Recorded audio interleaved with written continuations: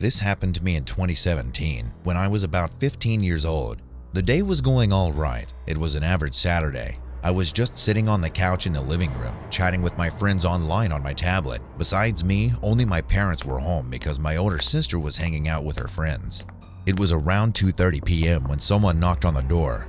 My mother went to check out who it was, and I looked over to the door, curious to see who it was as well. My mom looked through the peephole and she saw two men outside. One of them was wearing a blue shirt and the other wearing a black jacket. They were complete strangers. None of us knew either of the men, and we weren't used to receiving any visitors, canvassers, or anything like that. So since my mom didn't know them, she asked who they were, but neither of them answered that question. Instead, the man with the blue shirt said they needed to use the house. My mother obviously got creeped out by that response, like anyone would, and she asked what he meant by that. But the man just said that they needed to get in the house, but my mother responded that she was not letting them in and that they needed to leave. The man wearing the black suddenly banged on the door and tried to force it open. At that moment, my mom screamed and I jumped off of the couch.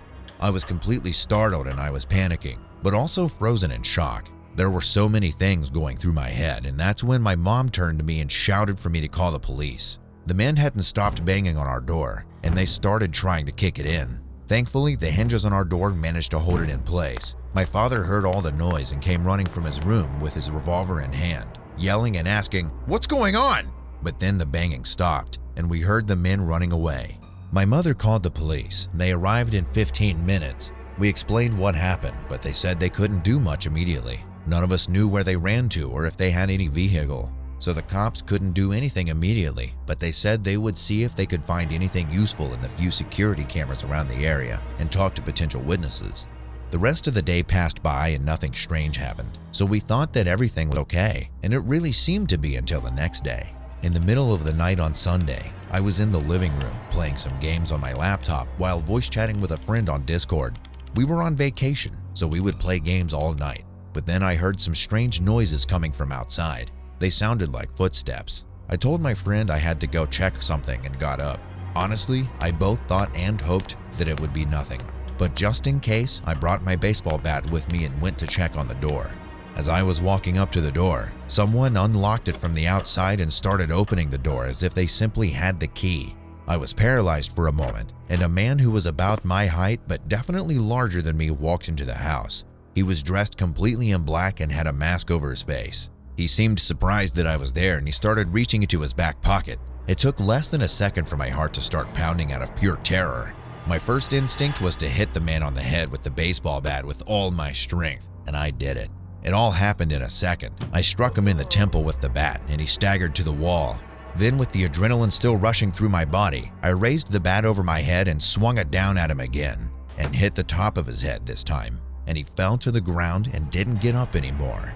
But when I saw that right behind him there were two other men, one of them had just pulled out a gun and pointed at me. I couldn't see the gun clearly as it was sort of dark over there, but it was obvious from his stance that he had a gun pointed at me. I confirmed it after I heard him pulling the slide on the gun and immediately screamed as loud as I could and tried to get out of the way. But the man fired the gun and the bullet barely missed my head. But the flash from the blast and the loud bang were so close to my face that I got dazed. I fell on my back, and my vision was blurry and my ears were ringing. I was desperately screaming for help and crawling away as fast as I could. I could hear one of the men telling the other to shoot me again already. I thought I was going to die, but I managed to bring myself to my feet and run around the corner and out of their view. Everyone in the house had woken up to the gunshot and my screaming, and my father rushed in with his gun. As soon as he saw the men who broke in, he began shooting at them both. I think a bullet hit one of them because he screamed out before I heard more shots and they ran away. They got into a blue car and tried to speed away from our home. My father shot at them again. It didn't hit them, but the bullets hit their car. As soon as we turned on all the lights, we saw the man that I hit with the metal bat was twitching on the floor, and there was a puddle of blood under the wounds in his head. My mother comforted me and told my sister to call the police, but when she was about to, there were already multiple police cars coming. The friend who was talking to me on Discord heard everything and called the police, and many neighbors did the same due to the gunshots. Because the police arrived so soon, they managed to track down the men who ran away and arrest them both. The man I wounded got taken to the hospital, but I never got any news about what happened to him later, and frankly, I don't want to. Later, I found out that they were already wanted for breaking and entering homes, murdering residents, and then stealing everything of value. And those wretches probably plan to do the same in my house. I hope that justice is served now that these men are behind bars, and it still eats away at me sometimes when I think about it. Had I not been awake and gotten in their way, those men would have done horrible things to my family and me. I'm glad that we are all okay today, and I hope that we will never go through something like that ever again.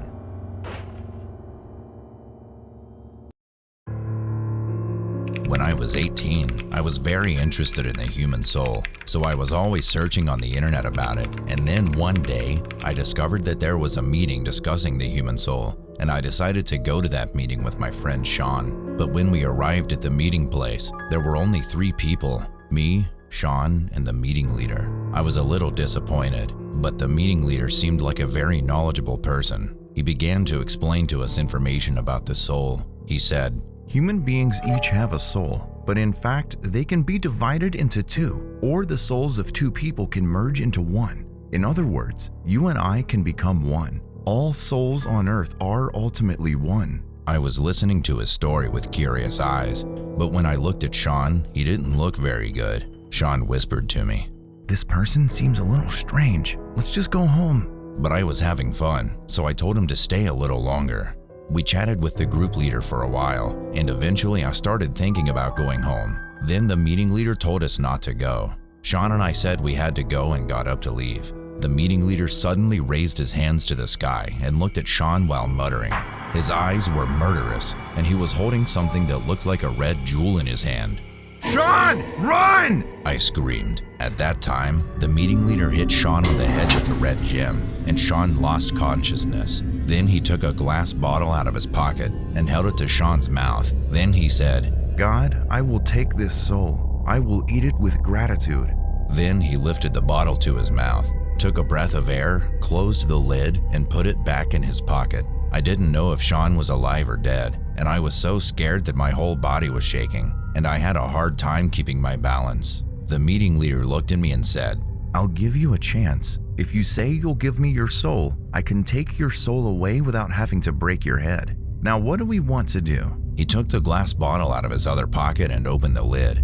I was terrified, but I yelled at him. "My head is harder than a stone and it will never break." He then said to me, "Oh my, I tried to be nice, but I ended up having to make a hole again." He held out a glass bottle and slowly approached me.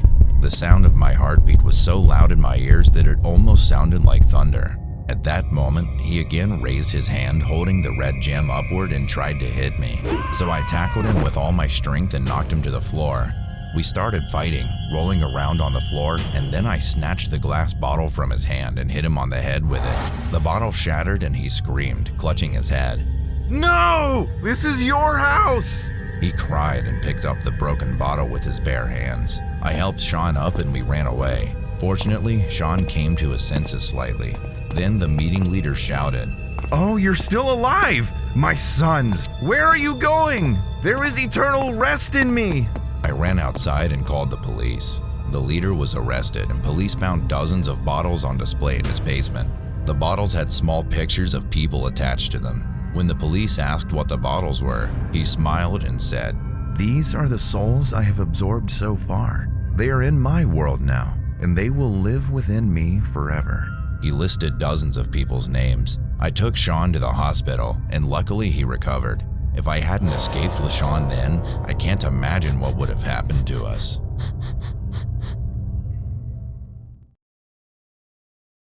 This happened about a month ago, and ever since then, I've been scared to peek out the window at night. It all started when my brother told my cousin and me how he heard loud metal banging, almost as if someone was walking around with huge metal boots outside at around 2 a.m. He said that it was loud, like super loud, and since he sleeps on the couch in the living room, it woke him up, and he went to go see what it was. But once he pulled back the curtain to peek outside, it immediately stopped, which was weird to him because he said it sounded like it was right outside on the street.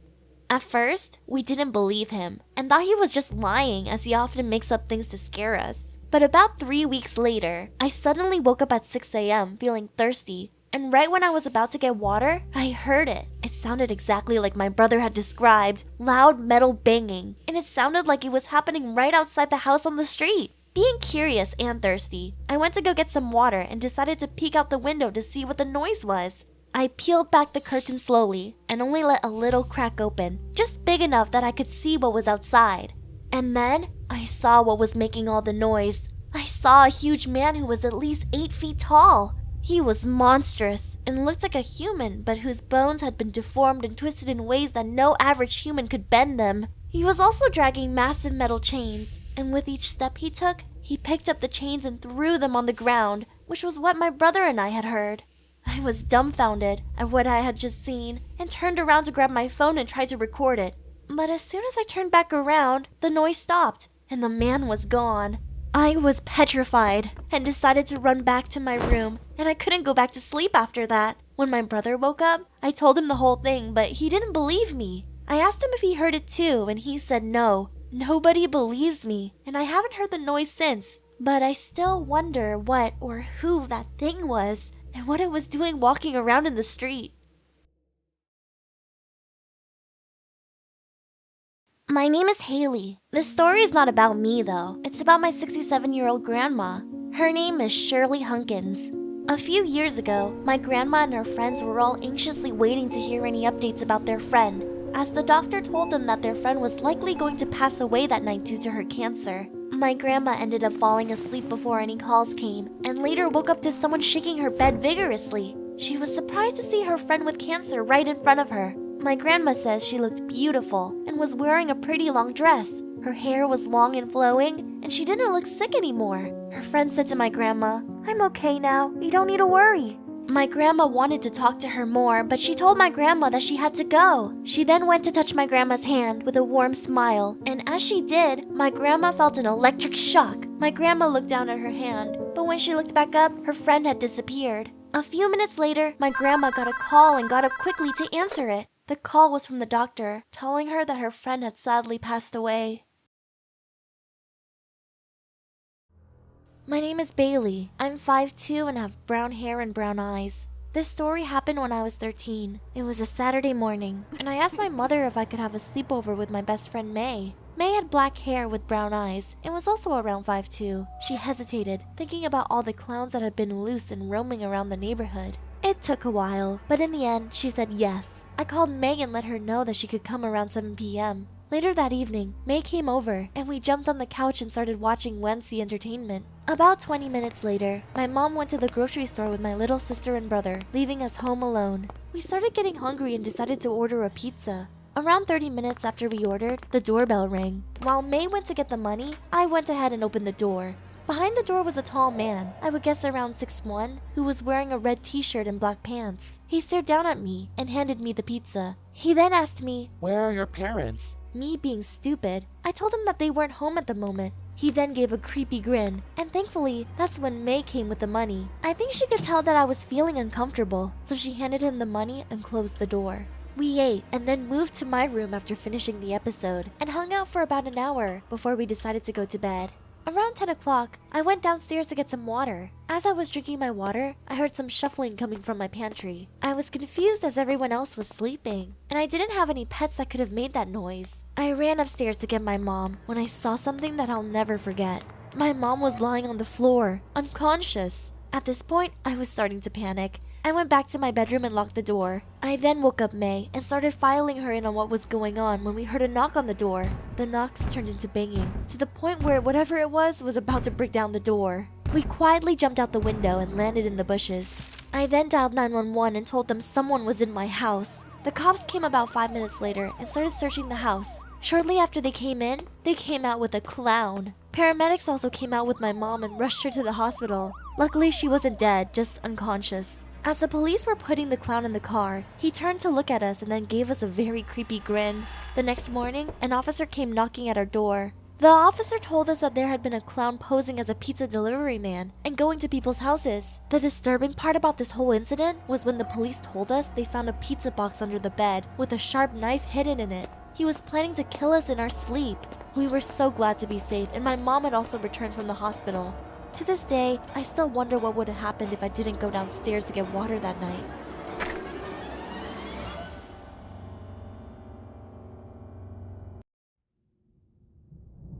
This is a story from my great-grandpa that happened in Ireland around the 1930s.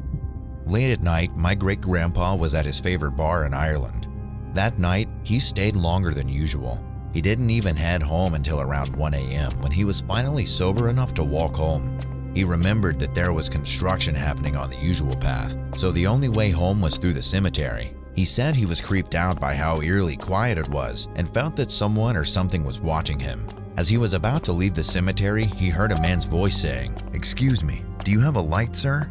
He responded, "Yes, I do. Let me light it." As soon as the lighter lit up, it dropped to the ground. He went to grab it, but he saw what made his whole body quiver. As he bent down to grab the lighter, he saw hooves that didn't belong to a horse, but a goat. They were huge and there were only two, like a human's legs.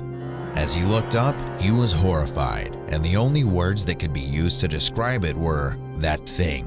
Once he realized what he was seeing, he ran so fast that he couldn't even remember what happened afterward. After that night, my great-grandfather never left that bar after midnight. He doesn't know what he saw and talked to, but he knows for sure it wasn't any type of natural animal or human. He thought it might have been a demon or even the devil itself. He never knew, nor did he want to. My sister and I loved going on camping trips. We often went on drives far away from home to reach our favorite campsite near Lake Lanier.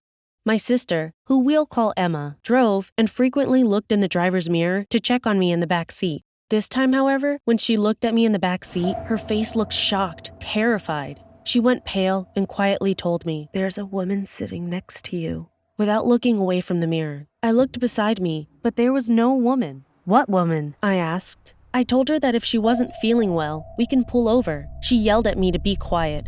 "The woman, she's got blue skin. Don't you see her?" she hissed. I felt a cold, wet hand slide onto my shoulder. I didn't dare to look. "Emma, what's happening?" I questioned. "Don't look, Frenia." With those words, my instincts kicked in. I had to look. I saw a blue woman. It was like she had been swimming in cold water. Her icy blue skin and pale white eyes made me want to hurl. There was a dark liquid oozing from her lips, and she was wearing a one-piece swimsuit. I could see her ribs through the tight fabric of the suit. This woman was dead. "I told you not to look," Emma cried. A few years later, I brought up the incident. It turns out, my sister and her friends went to that same lake a few years back. My sister confessed, "I witnessed my friend drowning in that lake. I carry feelings of guilt that I could have done something to help her, but I didn't." She's been with me ever since that day.